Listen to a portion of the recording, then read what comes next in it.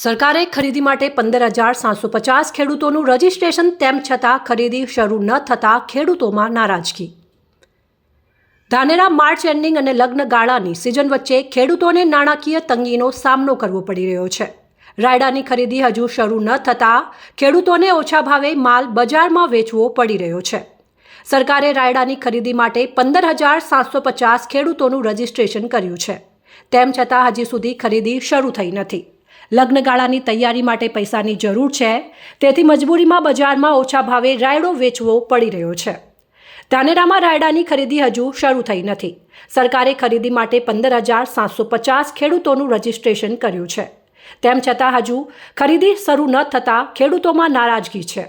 ધાનેરા તાલુકા ખરીદ વેચાણ સંઘના સૂત્રોએ જણાવ્યું હતું કે તેમને કોઈ પરિપત્ર મળ્યો નથી।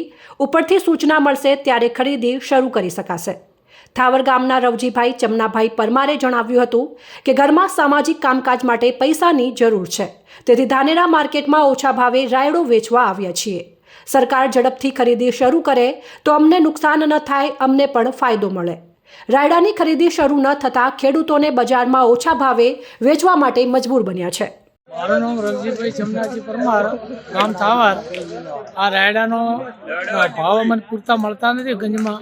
જો સરકાર તાત્કાલિક ઝડપી ખરીદ કરે તો અમારે આ લોનો ભરવી બીજી ત્રીજી લગ્ન પ્રસંગ અમારા અમારે કરવાનું છે, પણ હવે તાત્કાલિક ખરીદી કરવી જોઈએ, સરકાર કરતી નથી।